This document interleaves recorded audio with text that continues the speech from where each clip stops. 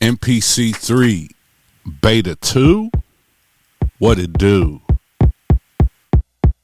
Making beats, you know who. Bars. You wasn't even ready. You wasn't ready. You wasn't ready. You wasn't ready. Right now, I'm in the drum effects. A lot of y'all don't know about the drum effects, but I'm in the drum effects and program editor, track edit, and I'm pumping these sounds up from this drum kit that I got. I got the sync track right here. I got the sample track right here. I got the what is this? The Roland J6 right here. And I got the MPC Live 2 with MPC 3 Beta 2. And what are we doing today? What are we doing today? Today, we're just going to make a beat. I got the Beta 2 on there. I just loaded it up. We're just going to slide right through and see what it do. And see if it's any hang-ups, if it's any issues, and if it can kind of grow on me. Like, there's some things I keep saying I really like about it, some things that I don't. Make sure you stay to the end so you can see some of those things that I don't. You know what I mean? Make sure you watch it all the way through so you can see the things that I do. Right now, I got the seek track playing through the sample track and the sample track going into the Live 2. I have the Roland J6 controlling the sample track. And what we're going to do right now is I've already loaded my drums, so I'm going to use a MIDI send. And I'm going to send my MIDI channel over to my drum track. So that way I can mute all of my claps, hi-hats, and everything on their own track and not have to go through pad mute. But first you got to set it up. So now we got to go over to our pad perform, set our pads up chromatic. Now you can hear it playing the drum kit. So now we're all set up. I got it labeled clap. When I'm ready to go, I could just keep cloning that channel. And now I can have 800 tracks controlling my drum track and have individual mute control over them in the mute screen. You know, since they haven't fixed that aspect of trap mutes yet. So essentially what I have is we find the sound in the sync track. We sample it into the sample track like I'm doing now. We set that on instrument, and boom, automatic chords on the Roland J6. And the Roland J6 has 100 chord sets already set. So we could take our one shot and turn it into a chord factory. And later on, what I'll do is save that one shot in the sample track, and I'll have it for later. And the sound that I have inside of the Live 2 is totally different. That's some game for you right there. You know, if you got some extra equipment, one thing I'll say is MPC 3 is set up for you to utilize your extra equipment. The downside is there's not enough tracks. I don't even think I did the intro yet. What's going on, guys? It's your brother O.T.G. The O.T.G's for Overtime Grind. Hardly seen, but I'm always around. And today I got the Live 2, the Yamaha seat track, the Roland J6, the Sonic Wear sample track, and the Kai MPC Live 2 with MPC 3 Beta 2. And we're just beat making. If you didn't know, I'm an even artist. So that's the home of Warren G, La Russell, Rich Homie Quan, a bunch of other people. I'm an artist over there. I've been working on an album. And so that's why I've been kind of MIA, because I've been getting the beats together for that and writing the songs for that and releasing my first album over there. So make sure you stay tuned for that. Check out my channel. You can see all the other artists I work with, studio sessions, things of that nature, from management all the way down to lifestyle and other things. You know what I mean? Right now we got our sound inside of, we're going to go ahead and set up our next channel in case I want to sample anything else. But we got our setup ready now, you know what I mean? So we got our sound already lit. Looks like we on something chill. Most of the beats I make them in real time. So if that's what I feel and I like it, I go with it, and then we build around that main sound or whatever drum loop that we got, you know what I mean, or we're making. And we always make a new drum for the specific song. So, you know, sometimes I use the same drum kit, but I do a lot of tuning and panning and all of that stuff to make things kind of mesh together in the way that I like them.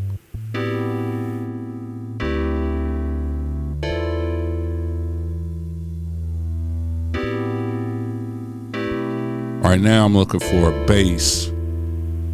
Try to get the bass line to go, you know.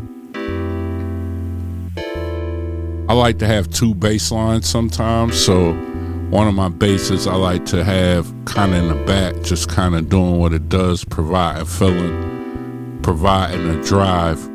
You know, I like the bass to kind of push it or pull it or drive it somewhere, and then we could come in and add maybe bass stabs or whatever the correct terminology is.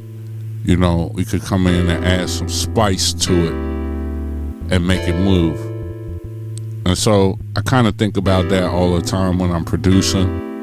You know, I like to leave myself room to have a second bass. So the first bass is always driven. I'm from the Midwest, so I make I make bass heavy music, you know, with some live instrumentation and some synthesized stuff and some samples. That's pretty much everything, O.T.G. Well, yes, that's hip-hop.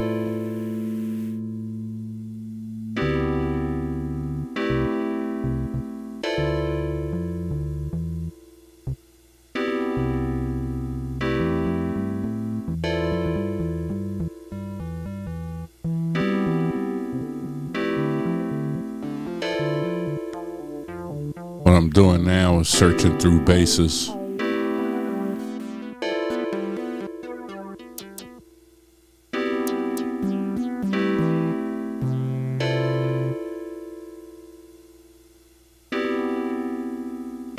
Changing the octave.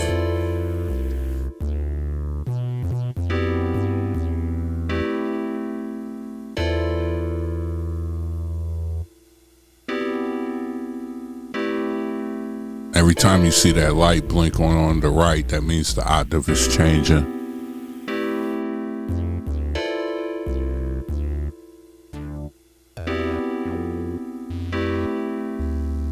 Every time you see the dot go down, that means we change to a different sound.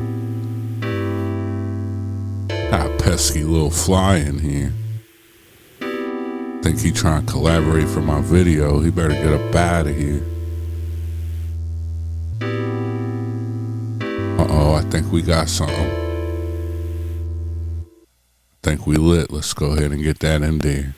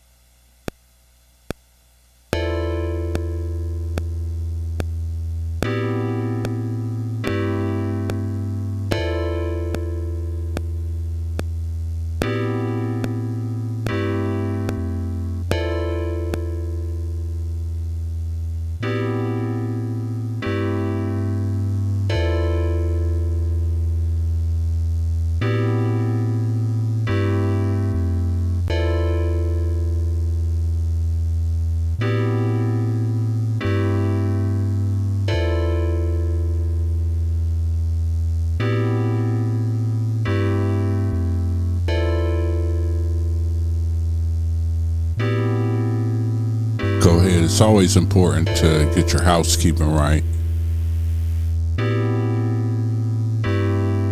Now we got the bass in there.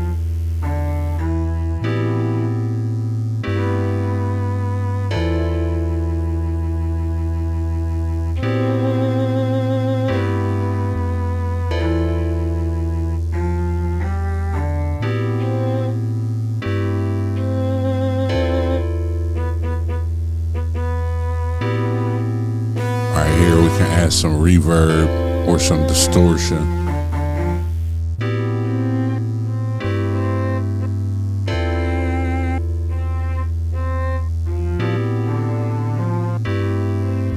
One thing you can see about my workflow is I don't never stop the music, not as much as sometimes other people do. What I do is I keep track in my mind. So if a hi-hat's too loud or a sound's too loud or I want to pan stuff or I want to do things, I try to keep all that stuff in perspective and do it in specific times, you know what I'm saying? Like, I will mix as I go, pretty much doing volume and EQing and things of that nature, but you know, if I hear a reverb or something, I might add that. But for the most part, I try to get the whole beat together cohesively with the most work being done is just some basic volume. And then in the end, we can always come back and mix it down, do some different things, do a lot of panning, you know, come back and get it right.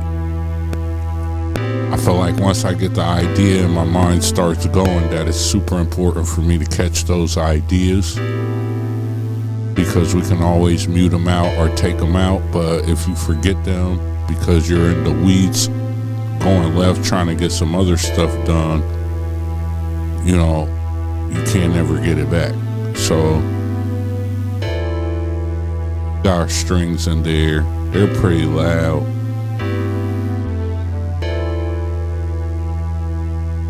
I like to keep my strings a little loud until I get ready to mix down, because depending on where the strings sit in the mix, it gives me an idea of where everything else is going to sit.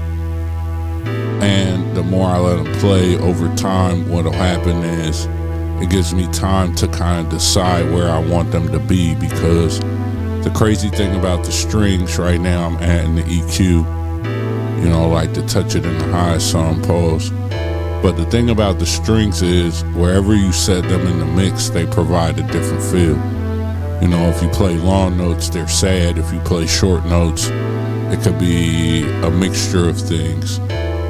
But, you know, depending on what your hi-hats, the BPM, the other sounds that are going along with those strings, and where you place them in the audio field, you know, they could do another job, or they could do two jobs, or, you know, they could fade to back and make a sound fuller, or they could be in the front and be dominant and be a lead sound and kind of drive the feeling of the beat. You know, a lot of these sounds have utilities and roles that they could play, not just so much just a sound in a beat, you know what I mean? At least in my production.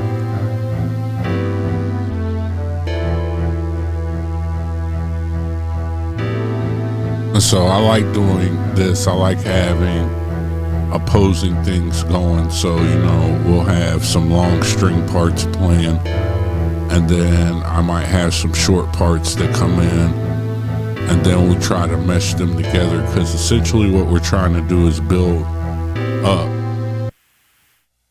all of the major parts of our song on one sequence. Go ahead, lay that down. And then what we'll be able to do is come back through, you know, since I'm using mostly audio tracks, that gives me the ability to come back with plugins, key groups, and other things to try to expand this beat or make it even bigger, you know? Right now we're recording that other second string part in.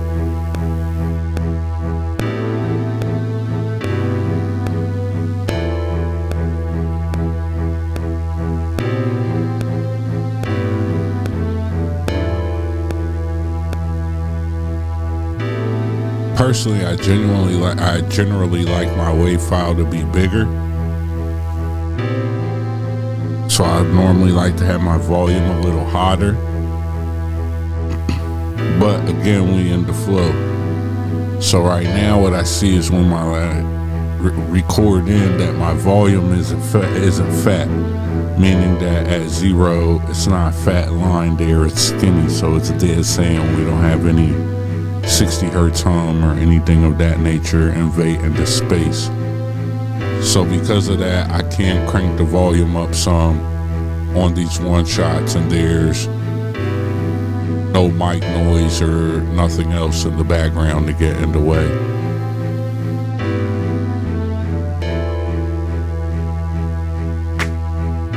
Now we get over to the drums, so we're on our MIDI syn, and you can see how this starts to work.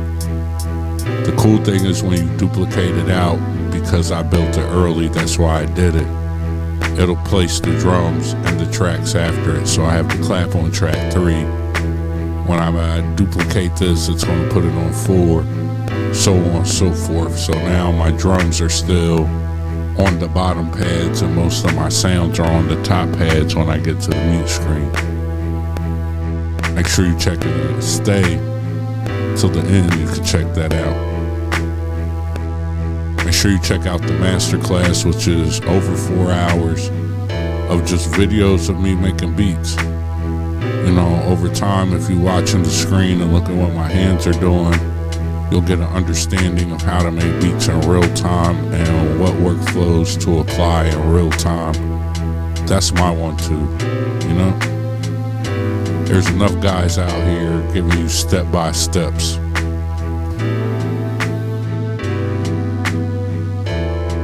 So now what I'm doing is I have my velocity turned off on my hi-hat, and I'm holding down the note repeat to throw in the hi-hat on the back beat.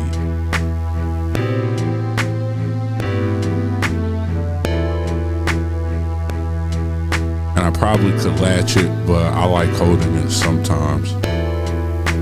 It's just a habit that I built up over time before latch.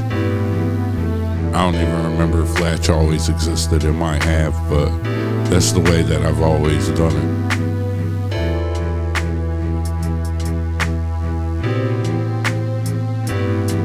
And so now what we're going to do is put another hi-hat on top of it. So as I start to build this out, or when I track this out, we'll have 2 different hi-hats to choose from. We could easily merge them, or we could have a section where it alternates between 1, 2, 1, the other, or both.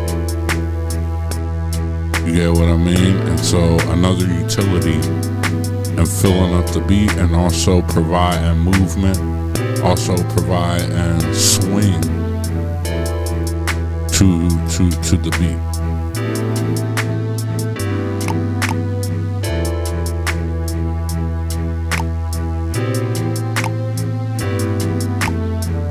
So now we duplicated that track, see what I mean? We can just keep duplicating.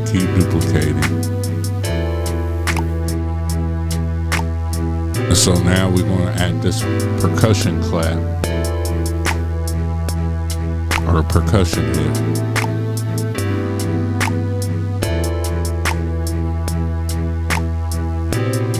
I'm definitely going to add a reverb. I'm just not going to do it right now.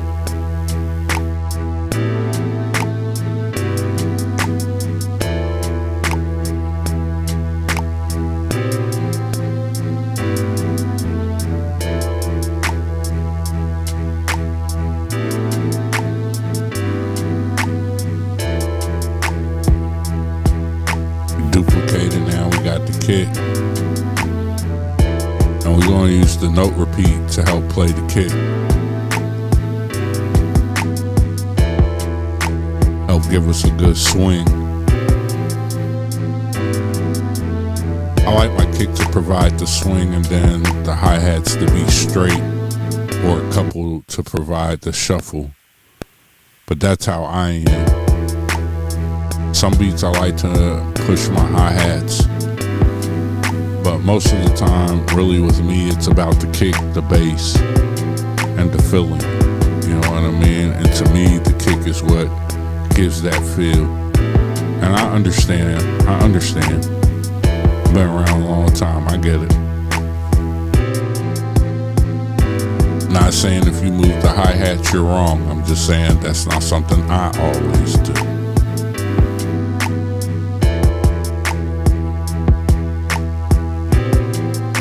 Alright, so we got a good setup right now. Looks like we moving. Coming from nothing. You know what I mean? 20 minutes ago we ain't know what we was gonna make. 20 minutes in, we got a couple samples in there. We got our drums together. We got the principles of a track. We got drums, we got bass, we got a chord. What else do you need?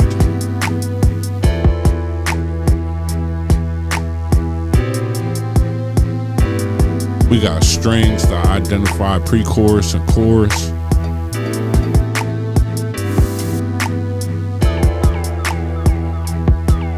Right now I'm just checking out some of the samples. Do I want to add any of the samples to hits? Any of that stuff.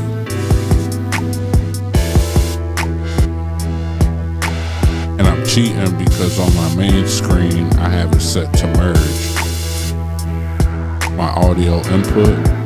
So now as long as I have an audio track open, I can hear whatever's coming through the input on the Live 2. Merge isn't an option that was on the MPCs. It was just on the Force. And I'm thankful and I appreciate that they thought about bringing that over. Just wish we could separate our tracks in the style that we used to. No MIDI sync.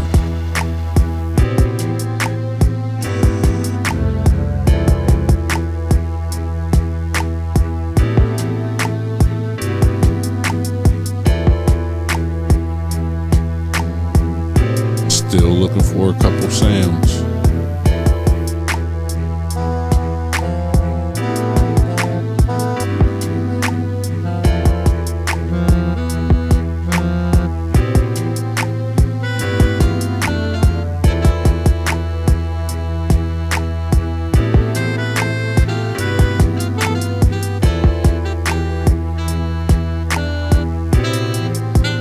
Sometimes you just gotta keep going till you find it. Make sure you like, share, subscribe, comment. Make sure you check everything in the description. Right now we're in MPC 3, Akai Live 2. I got the MPC 3 Beta 2 software loaded. We're sampling from the Yamaha Seek track through the Sonicware sample track into the Live 2. We'll utilize the MPC 3 to record that right into our arrangement. And then we're going to take the full arrangement and we are going to play the mutes because we've already separated our drums with MIDI sync. This guitar sounds nice. I think I'm gonna add it.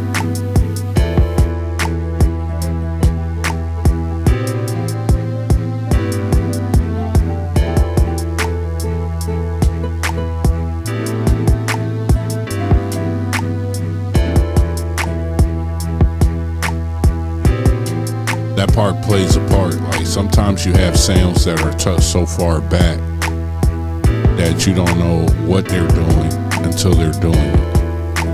And so if you have an intention for the sound because you hear it and you know what you want it to do, then it's okay if it's a little quiet. It's okay if it's those things. You know what I mean? Especially in the scheme of what you're trying to do. Like I just turned the volume down.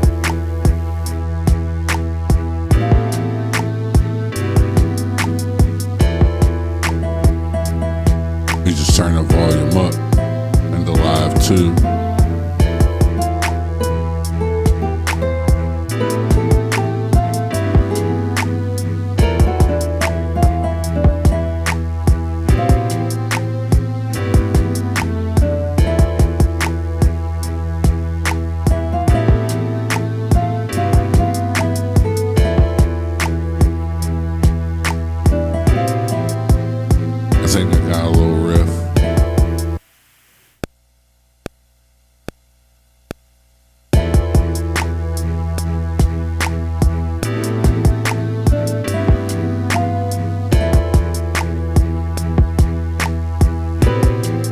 There we go.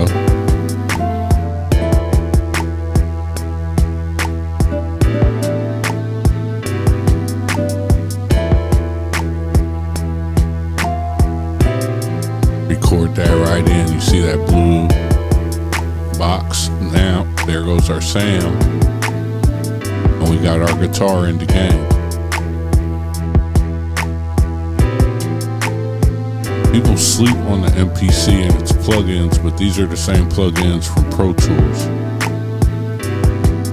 Made by the same company at least, you know what I mean? And so I'm not saying they're the best, but you could definitely get the job done.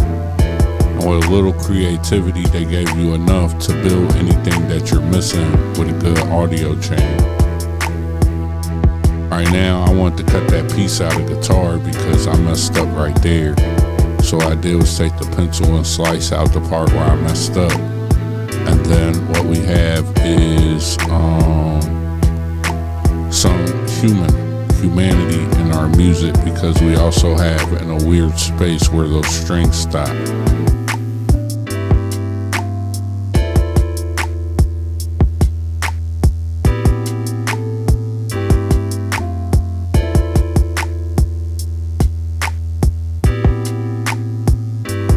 Now we starting to cook.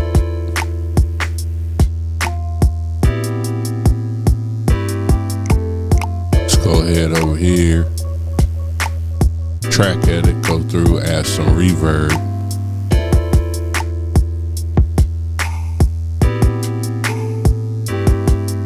Turn the room time up super loud, super long, but turn the mix down super low.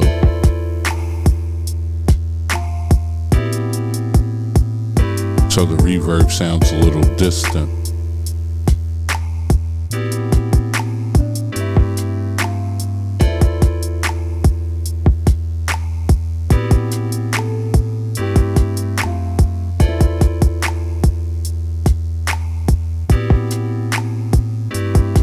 Now we got that together.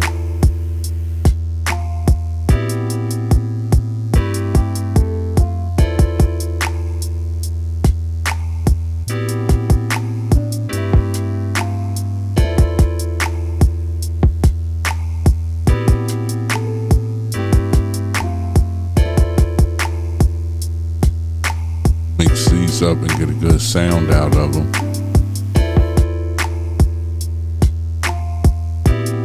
Drop that EQ on there. It's one of my favorite plugins.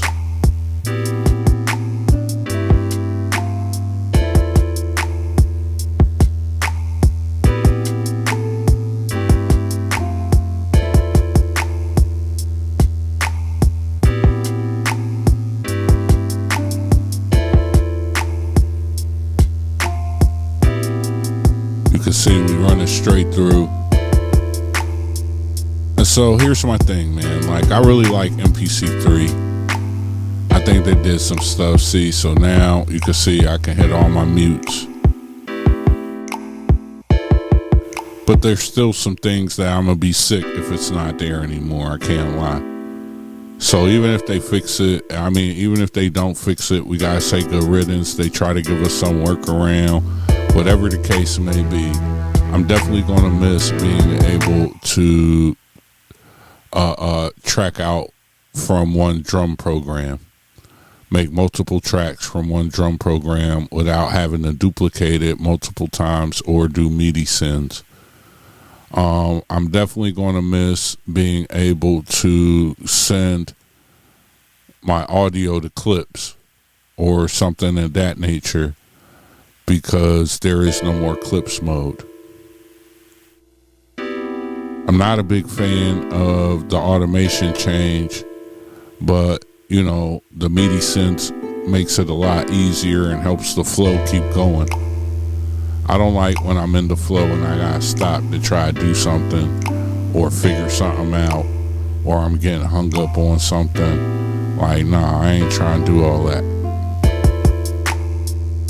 So while we do this, you know, again, MPC Beta 2 is pretty good. Stem separation worked pretty well. Everything works pretty well. I haven't really ran into any bugs other than on the input that the Q links don't work. If you're putting something on the insert on the input, the Q links don't work. It's something you could try out. Maybe you could submit. Maybe they'll listen to you, but it's been that way for a while. I don't know why in that specific place it doesn't work. It doesn't work. But overall, I like MPC 3.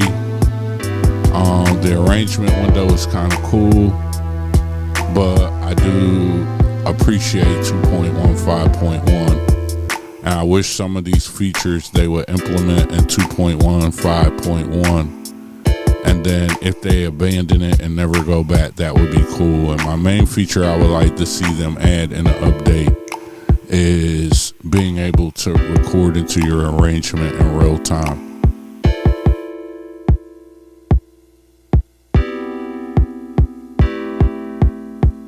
I feel like they could give us that.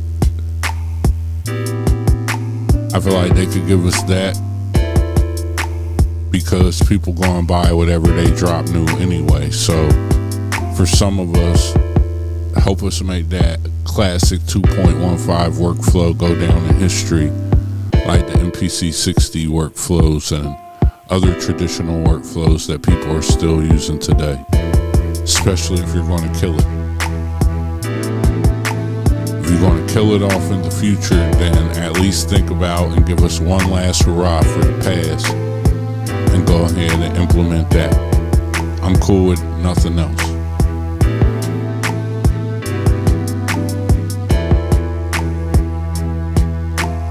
So that's my review. You guys pretty much know it. If you're working on something major, like I'm working on an album, I don't think MPC 3 Beta 2 is the way to go unless you're making all new beats with the MPC 3 Beta software.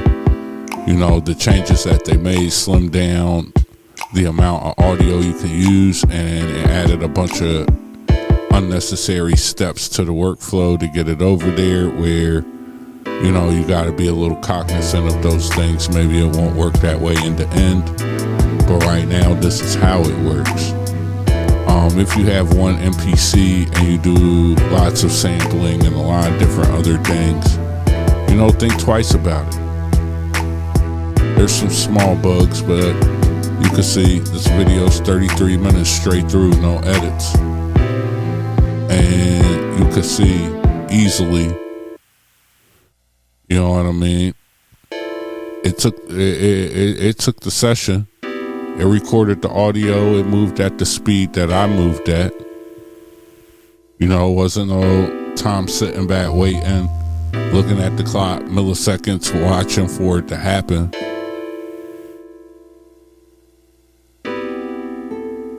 So it's pretty quick, you know what I mean?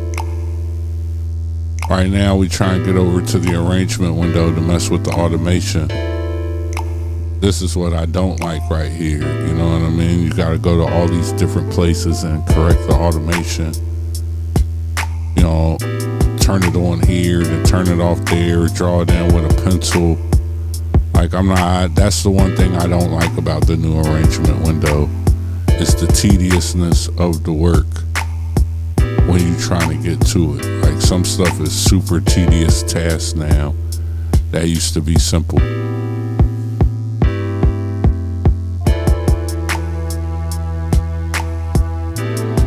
So like right now it's showing velocity.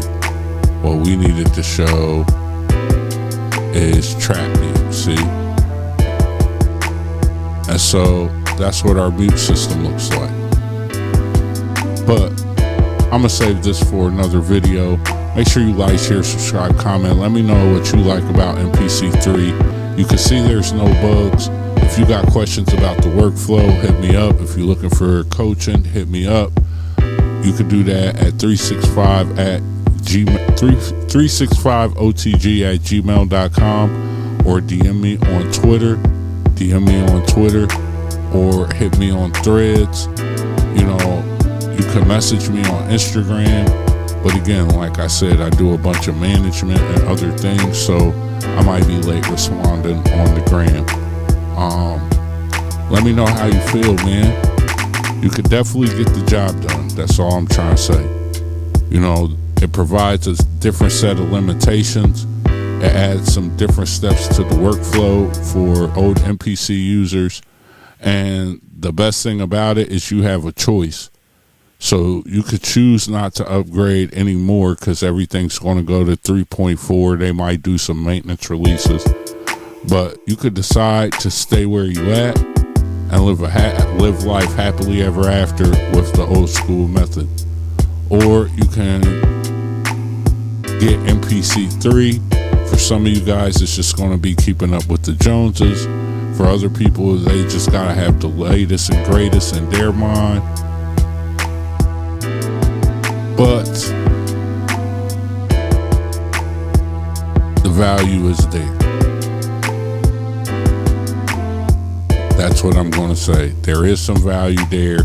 There's some value coming in the future when they get it right. And I hope that they get it right. And with that, I'm out.